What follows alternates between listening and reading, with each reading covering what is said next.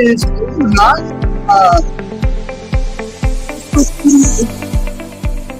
like 80 feet. So just remind you all that right now there's probably 100 and something hours of podcast that I like to refer as professional learning. Although it's not about professional learning, it's about listening to others' work, lived experiences, and all that is to offer from human to human. And I am honored to have tonight's guest here in just a bit. I know you will feel her energy and her excitement of this work because she is remarkable in what she's bringing. But before we get to tonight's guest, I want to remind you all that in just 2 weeks, that to me is also mind-boggling. In just 2 weeks, we are hosting the 4th annual Trauma-Informed Educators Network Conference, what I have coined the scrappy little Trauma-Informed Conference. It's not fancy. It's not dazzled. When it's live, it's raw, real, and we don't do the fanciness. And when it's virtual, we're not going to do the fanciness. We have brilliant people to come and share, and we hope you will join us. And because we value the listeners of this podcast, we're actually giving 20% off. It's already only $199 for 2 days of remarkable learning, but 20% off for just listening to the podcast. And that is if you type in the promo code TIEN podcast, you actually get 20% off. And I will tell you, if you're like, yeah, I don't have that, email me, mportel@TIE Network. I do not want you to miss out because there might be a barrier that would prevent you from coming and joining us and learning. So I'm putting that out there. If you want to come, but you may not, you may have barriers that prevent that, just email me because we can definitely support that. We want to get as many, what I refer to as disruptors for good.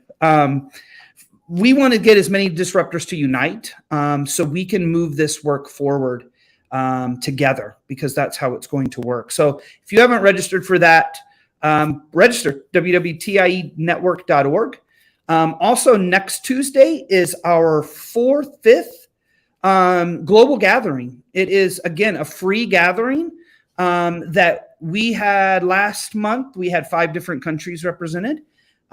We just get together. We have no agenda. We do introductions. We break out in little rooms. We have conversations. We lift each other up. We affirm. We problem solve. We just show up.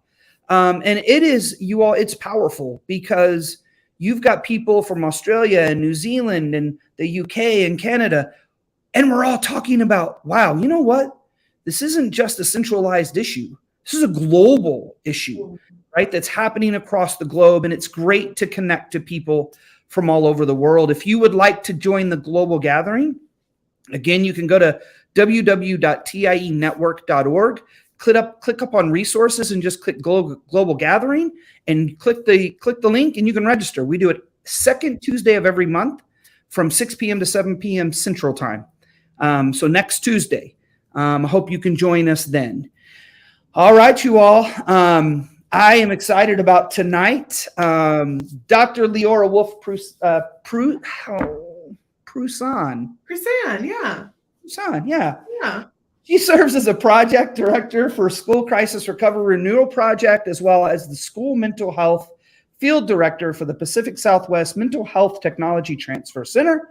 Her previous role included National Field Director of SAMHSA, which we all love, a SAMHSA initiative, ReCAST-Resilience in Communities After Stress and Trauma. So much more than that, Leora. But welcome. Tell us a little bit more about you, and welcome to the Trauma-Informed Educators Network podcast. Hi, community. Hi, Matthew. Thanks for having me. I am coming to your earwaves from the Bay Area in California on unceded Ohlone land. I'm born and raised in San Francisco, but I'm in the Exodus lands of the East Bay, where I now live close to my parents and siblings, and we are all, as a family and tribe, raising my new 18-week-old. So I'm really glad to be here, and also have just been such not only a fan of this network, but part of this network, more from afar than central. And it's good to be in your virtual living room. You know what? I'm glad you said living room, because I forgot to tell everyone, if you're listening live, you're like, that's not the normal background that you normally have. I don't know what those fancy little art sticks are. I'm not in my normal podcast location. I'm actually really excited to be in Loudoun County, Tennessee, just outside of Knoxville in East Tennessee, right on the cusp of the Smoky Mountains. Go to school tomorrow with let's just have a conversation about trauma-informed education. So tomorrow I'll be engaging them. That's why I'm actually, Leora, you're the first guest that I've ever done outside of my normal podcasting place. So welcome. Here we go. We're going to do it and see how it works out. So Leora, I'm so excited to talk about this. And I hate that I'm excited, because the fact that I'm excited about talking about school crisis recovery and renewal.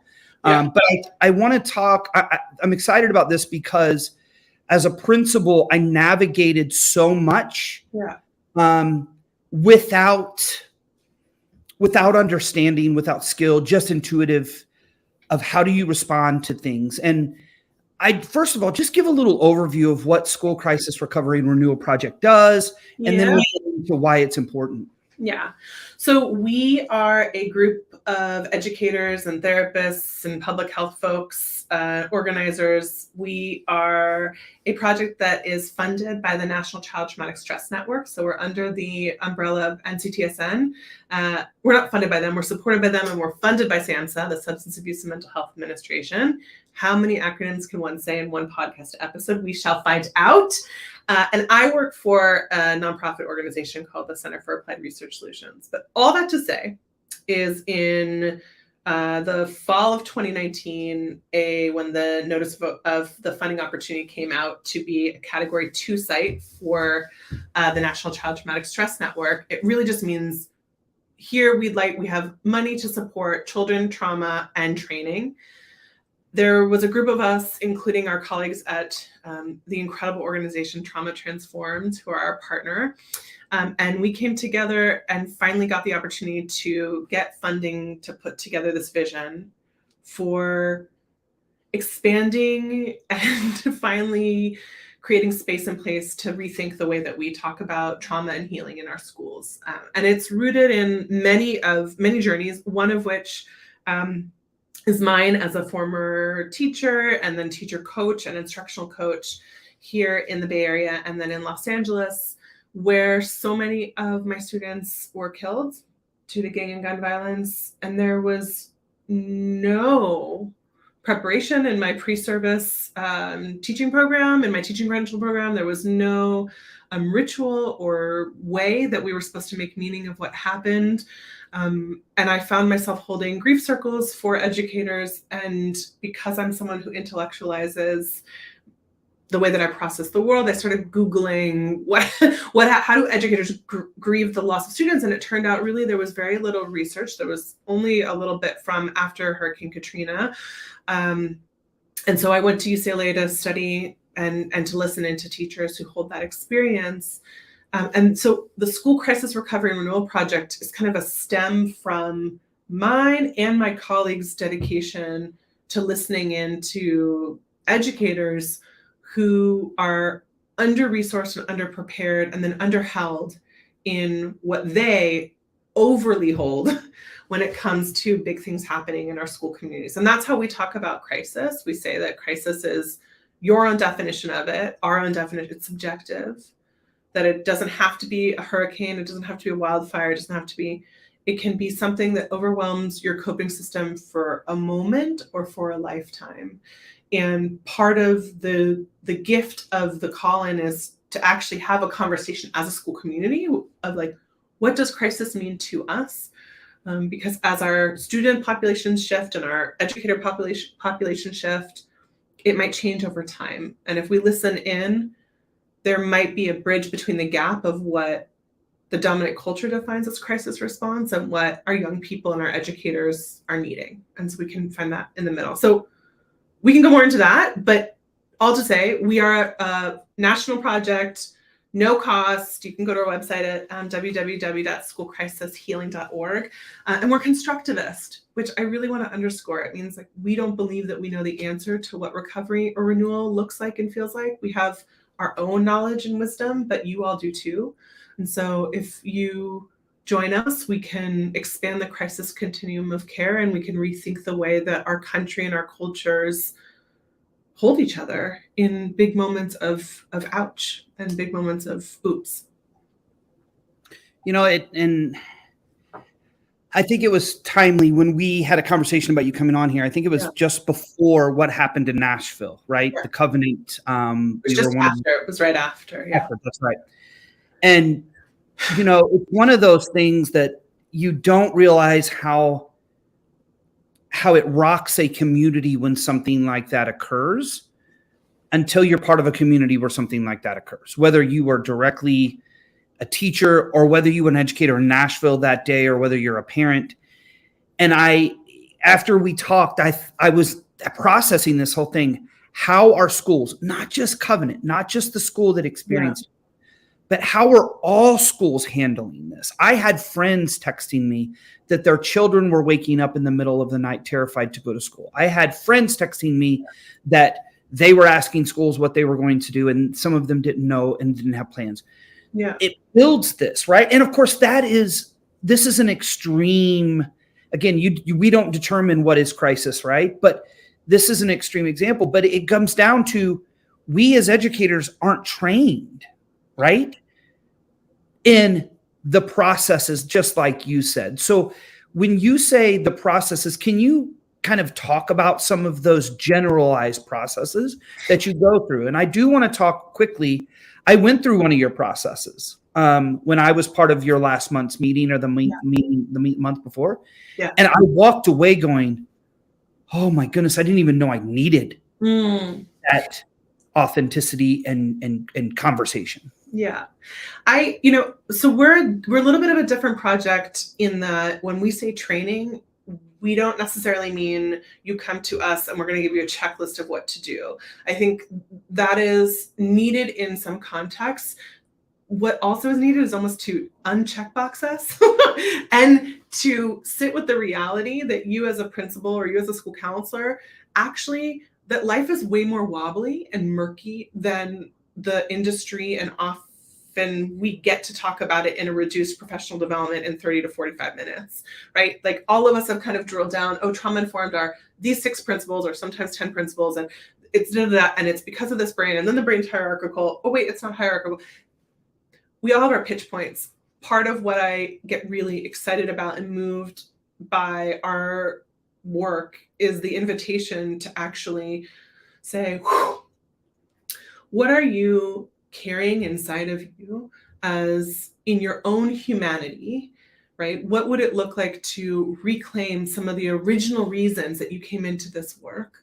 And because of all that you've gone through, reimagine who you are in relationship to yourself and your young people and the school communities that you live in. And so it can sound a little woo-wee, we are based in California, but it is really powerful to give and provide folks the space and the place to exhale and inhale and have a time to calibrate and integrate all that we're holding and that we've been through. So what does that look like? There's the term meaning making, which is both in scholarship and in practice.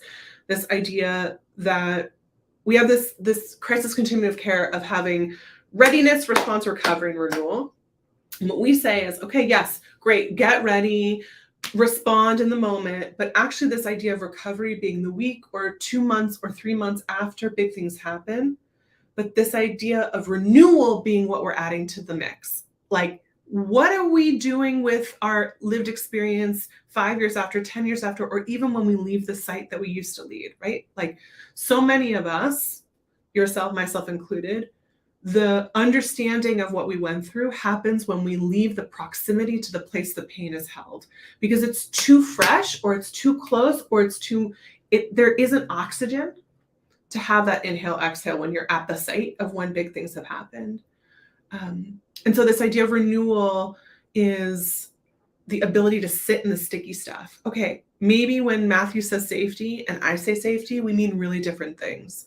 How do we create a conversation about competing constructs of safety so that when we say the word school safety, it actually means something and it's not just a tagline, or the assumption that I understand what it feels like in your body to feel safe.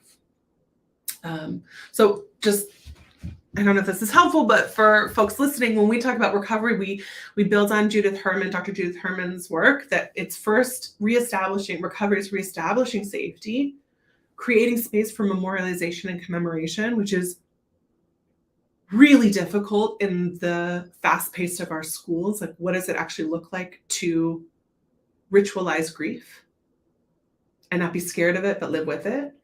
And then the third stage of recovery is reintegration and social connection. So that's recovery. And then renewal, again, like I said, is reimagining. So our colleague Jen Leland offers us that crisis is something that creates chaos, and our work is then to create cohesion afterwards, so that our bodies and each other aren't living in fragment, right? Like, that's, you and I both know, that's the work of trauma and grief. We break up things. If you talk to someone who's living with an experience of trauma, they can't necessarily tell a cohesive story. First, second, third, beginning, middle, end. And so what our project's trying to do is create a place for us to maybe live in a little bit messy, so that we can bring together a narrative of who we are and who we have been. Yeah, that's really powerful. And I think you're right. And I'm going to be honest, when I stepped out a little over a year ago as the principal, and Leora, I didn't realize how much I was holding. Yeah. Until I literally stepped out of my principal role. I thought I was taking care of myself. I thought I was taking those moments to connect. I thought I was taking those moments to breathe. I thought I was taking those things until I got out of my role and processed the grief of leaving a school that I loved and adults that I cared about. And that was hard enough. I stepped back and realized, oh my goodness, I hadn't really processed. I mean, we lost parents of children. We had crisis with students. I had students who experienced terrible things. I had adults in the building that experienced it. Our community experienced it. Yeah. And I was showing up for them, but I wasn't realizing the weight that I was continuing to bear. Yeah. And I think right now, educators across the world are experiencing a lot of weight in the process of being an educator, that it's hard to carry sometimes. Yeah. And I think what you do isn't just when something happens. It should be part of every school to process everything that happens. And I say that because when I went through the protocol of just talking about COVID, the impact of COVID, I walked away going, and it wasn't anything like magical and woo. No. It was just conversations. And I was like, oh my gosh, I am still in that midst of grieving through COVID. Yeah. Yeah. And there's so many things. Who is it? It's Peter Levine, who says that trauma is running around the world trying to find a witness. And one of our tenets of renewal is creating structural witnessing experiences in ritual and rhythm in our ways of being in school community. And when I say school community, I mean broad. Like, you and I are in a school community right now. Right. I'm in a community that supports schools in my work. Right. It doesn't have to be at a located school site. It just means that, if our bodies need and search for rhythm in order to feel safe, then how do we create cultures where if something and when something happens, I know how it will be held, and I also know how it will be handled, speaking of both of, the both ands, so that amidst crisis, we are not exacerbating harm. And part of what happens often, because, listen, my teaching credential program, my doctorate in educational leadership, not once did we mention trauma, grief, or crisis, ever. And that was only 9 years ago. And so what does that mean? That means I'm being thrust into the classroom or thrust into the principal's office, potentially prepared to support English language learners or other ways, or I don't know, I'm making this up, policy, blah, but Whatever. the questions around what has crisis felt like for you? What is your crisis bias? Which crises do you validate? Which crisis do you invalidate? Those are really important questions, because that will influence my leadership and also my management when it comes to harm and hurt and rupture in school communities after and through crises. I think about too, just how we handle adult mental health in education. Yeah. I mean, I remember hearing colleagues talk about teachers who were struggling, and this idea of sucking it up, pull yourself up by your bootstraps, you're an adult, you have a degree. Like, just the culture of being an educator brings a weight of inhumanity, like not dehumanizing, right? And I think what you just said is so important. And I would love, in a dream world, to see the School Crisis Recovery Renewal leadership cohort to help support leaders with their own. And then also, how do you support a school culture that keeps recovery and renewal in the forefront of the work? Because if we have adults that are constantly in crisis, because again, we don't identify what crisis is for anyone, it's impacting and permeating everything throughout a culture. Did you know that we just launched our applications open for the first ever inaugural SCR Leadership Fellowship? No, I didn't. But see, that's how the forces are. They just literally, when you said that, I was like, does he? I don't think I told him to plug that. No, I didn't. But it's great. It's a brilliant idea. Please apply by July 15th. We're going to be doing 8 months. The first half being learning with guest faculty, and then you'll be paired with a mentor to do a capstone project, all focusing on your leadership through after crises. So join us. Is that on the website? I'm going to drop the link. It's in the upcoming events, but I'm going to drop the link. That's very funny to me. I think here, I'm going to put it in the link. Okay. Join us. For those of you who are listening on the podcast and aren't with us live, it is schoolcrisisrecovery.org.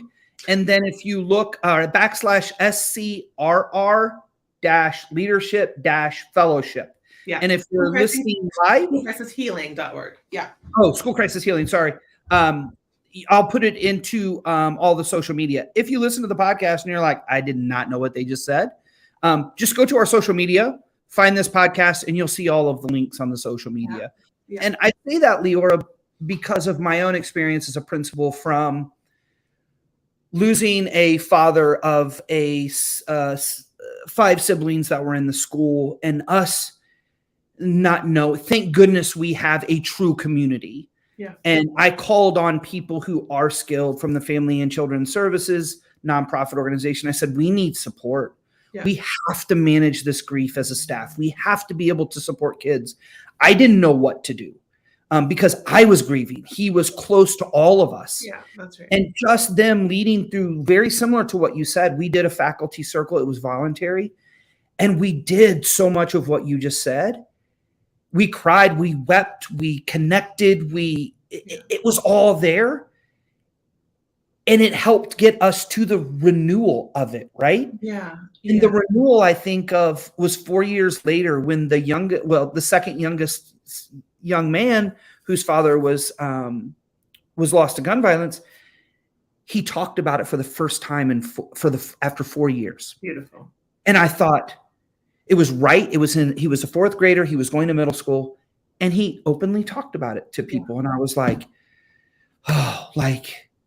4 years. Yes. Recovery looks different. Grief looks different for everybody, but we were getting to the point where he was in that space, and it's hard. And principals everywhere, teachers everywhere are experiencing these type of things often. Yeah. What I hear you say is that you scaffolded his healing as a collective, right? And so many of us, I think some folks have heard me say this before, but in my doctoral work, when I studied the impact of gang and gun violence and the violent loss of students on teachers, when I asked them what they needed in order to recover. I did a mixed method study, so I'm not going to get blah, blah, blah here, but there was quantitative and qualitative analysis, and there was zero statistical difference with the time factor between an educator who had lost a student 3 months before and 20 years before. The main factor that shifted an educator's self-reporting, I feel resilient and efficacious in my recovery, was if they had had a conversation about their loss. Wow. That's it. It was, I mean, it sounds so simple and so profound, but I will never forget the teacher in LA who had lost 15 students over the course of his professional life. And I was the first person he had ever asked or had a conversation with him about it. And it just all came out, and he emailed me months and months later and said that 15-minute conversation was a game changer, because I felt like the wounds I was holding were not invisible, and also that I wasn't crazy. And I'm not using the word crazy with stigma to it. I mean, really, he felt, this is the application of this term, disenfranchised grief. How many educators, how many we feel like I'm not allowed to feel the level of pain because I'm not the mother, the daughter, the sister, the friend, the partner, or the child. I'm an educator. And even when you look at school policies, Matthew, right? Like I think about, if you look at a district's policy and their bereavement policy, where are educators in the bereavement policies? They're not. So, okay, if you ask an educator, what is one thing that supports your healing journey? And maybe that one thing is attending a funeral, so that you are witnessed, it still gives me goosebumps, witness, or the velario, or whatever it is. Then you go back to a school's policy and you say, okay, what's allowing an educator to do that and access their own scaffolded healing? It's absent. So then teachers are taking their sick days, or they're not going, or they're doing unpaid leave. So I think I'm kind of going in many different directions, but we want to A, listen into educators, what supports your healing? B, understand that if you're in that moment, the pain might be too proximate and you may not have the answer. It might take years and years later, just like that young person.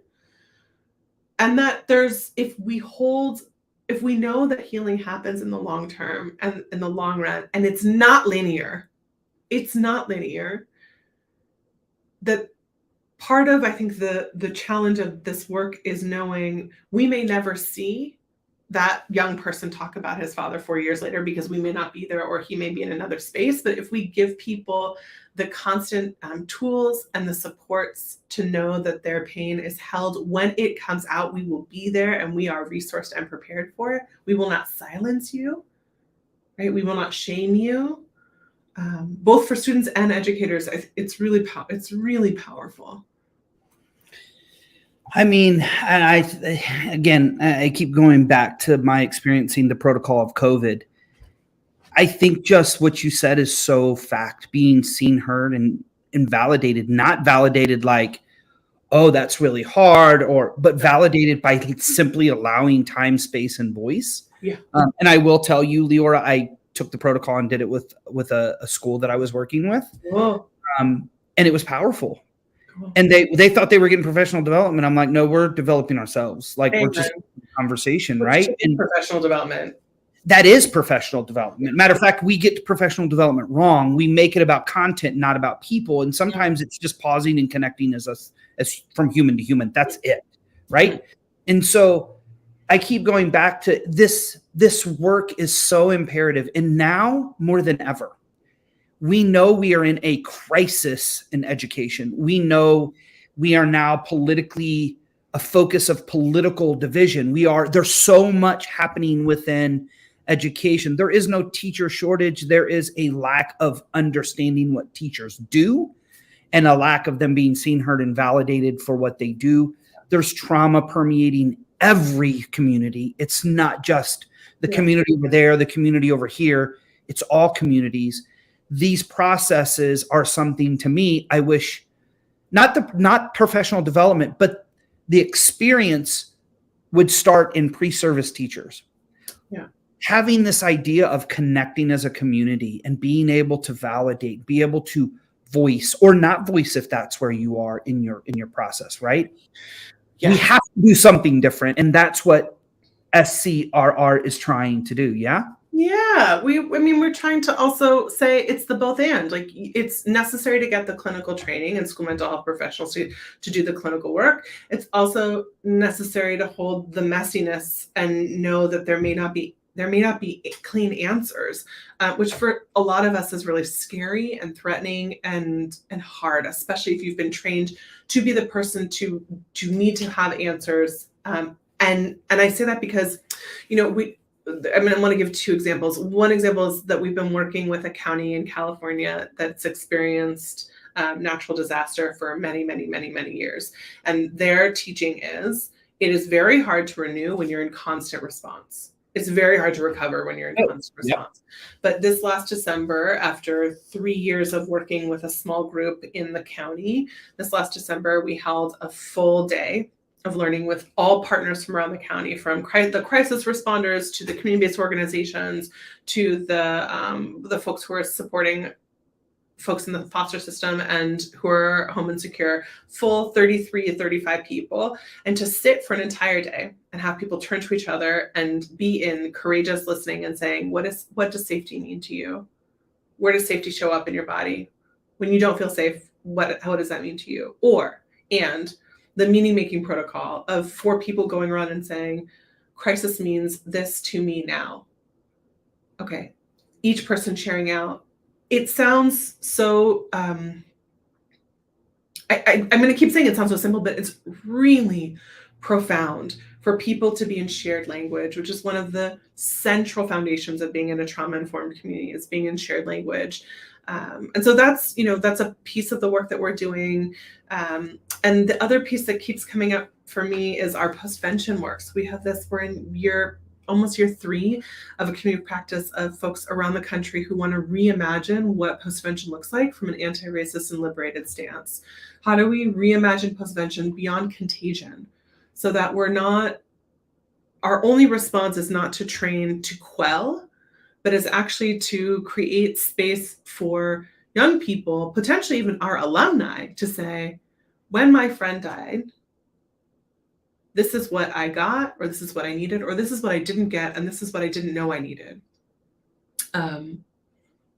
So, I think this work is endless in its possibility, and what makes me excited is the idea that educators across the country want to say, like, we need to do things differently. I want to sit in the mess with you. I want to sit in the mess. And it is. And, I love that you talk about the mess. That Alex Chevron, who was on this podcast a long time ago, that's been her slogan for all of this work. Embrace the mess. Yeah. Because all work, trauma-informed, healing-centered, empathy-driven, whatever you want to call this work, right, is messy because we've been told for so long, don't talk about it. Don't be messy. It's, we can't do it, right? And what you just said about loss and how it was handled, it makes me think of a previous guest, was Peyton Barcel. I think it was episode 77. And she came on here from a student's perspective. She lost a parent during her elementary school experience. And she would probably be shouting, hearing you. Her experience was nobody wanted to talk to her about it. Yeah, that's right. They wanted to pretend that it didn't happen. And it's why she now has started her own nonprofit as a college student. It's why she has gotten into this work, because the pain that she held because nobody wanted to acknowledge the grief. Nobody wanted to go through the recovery. Nobody even thought about the renewal. It was just, let's pretend it didn't happen. Let's get back into the routines and we'll just keep moving. That profound impact on her is why she does what she's doing. Yeah. How many of us, we say all the time, like, we are in this work as adults, either to replicate what we experienced or to rectify what we experienced. And it's that even awareness that helps us understand the stance that we're coming into the work with. I think if there's any quote unquote takeaway from the conversation, I think that the invitation is for us as educators to know that that renewal is not only possible, it's like what our bodies are wired for, that we're hungry for it. And that part of the burnout or the exhaustion or the stagnation comes from when our cultures are not allowing us to retool or to literally alchemize what we've experienced into new ways of possibility and being. And if we like that's where the burnout, it's like, oh, we're doing this again, because part of what I find so energizing is when you're in conversation. I said energizing really fun. Energizing. Part of what I find so powerful is even asking someone simply, what is the lineage of healing that you carry, either as a collective or as an individual? And we talk a lot about intergenerational trauma at the family level or at the student level, but we also think about intergenerational trauma at the school community level. Like the principal that came in after you is inheriting a school community that you led. So much of the exhaust comes from lineages that are broken from leaders not knowing what they're inheriting coming from before them, and for the turnover of teachers or turnover of students. And so I don't know, I'm sitting with like, what does intergenerational trauma in our school communities look like, and intergenerational healing in our school communities look like? And if we're in a conversation with someone in South Florida and who are predominantly Haitian, and I ask them, what are the ways in your culture do you hold each other? Oh, we do bum, bum, bum, bum, bum, bum. Well, you have had to because of lineages of colonization and lineages and generational of harm. And also, here's the way that you as a people have resisted. What are the 1 to 3 ways that some of those golden nuggets could be carried over in the way that you resist and heal as a school community? So I think sometimes like it sounds really big and lofty, school crisis healing. No, it's actually just like getting really quiet with ourselves and honoring what our bodies collectively and individually inherently know to do. And I think I hate talking about systems because it is what it is, but we're in systems that try to prevent it, right? We've got to keep moving. We got to keep moving. We got to get test scores. We got to do this. We got to do. But I think there's power in school culture that can allow and make time and space and prioritize it. I always thought as faculty meetings, if it can be in an email, if I'll put it in an email, let's use faculty meeting time to connect, to pause, to validate. I don't know if you're familiar with the Happy Teacher Revolution from Dana Thomas, right? We had 4 trained teachers for the Happy Teacher Revolution where they just came together every month and they went through the process of validating and affirming and all of those things.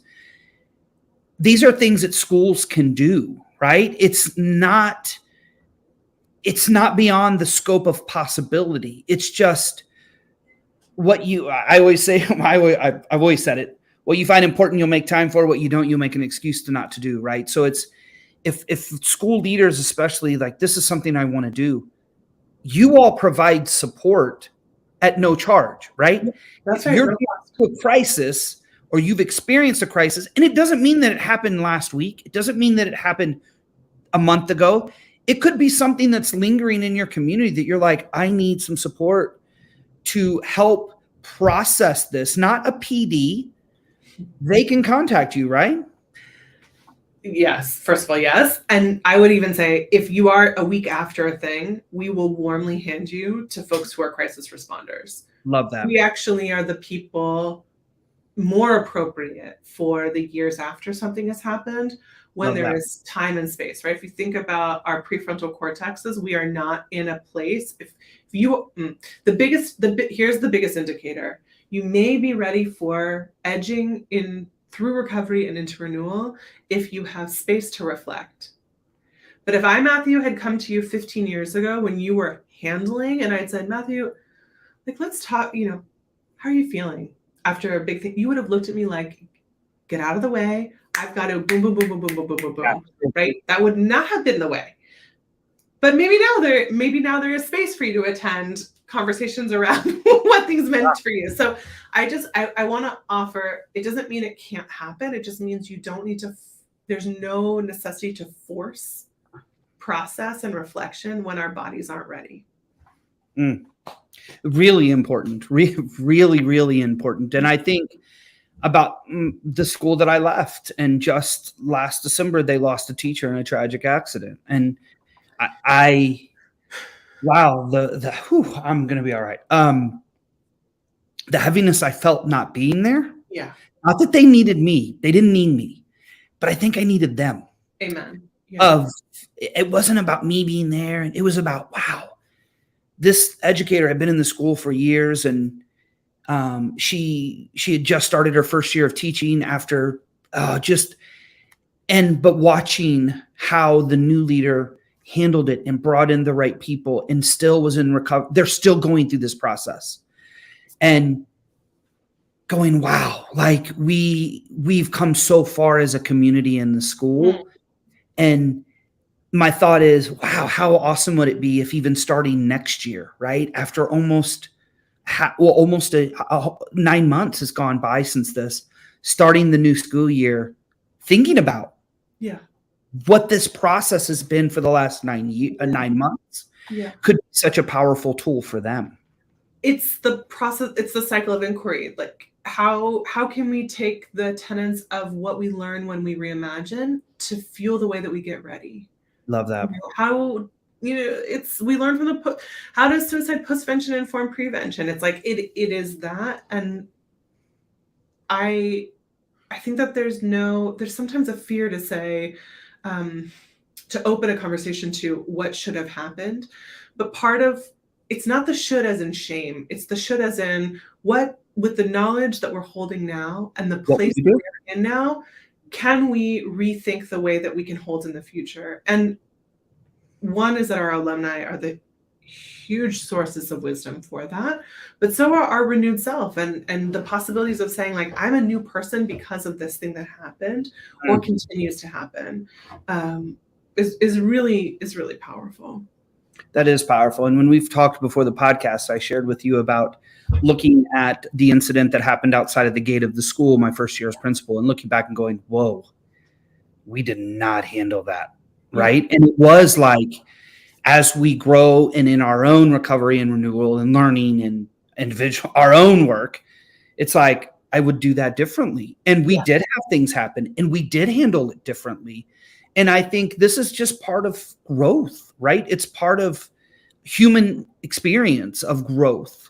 And it's also, I know we're edging, but I think part of what you're naming that's a really core ingredient that we believe in the renewal space is the practice and the art of apology and repair. And for how the essential way that a crisis can manifest is actually creating more harm than the original source of harm. People run over each other. We move fast. We are crunchy. We're depleted. We're exhausted. We're grieving. We say things we may not mean. We might do things that we maybe wouldn't have done if we weren't in panic mode.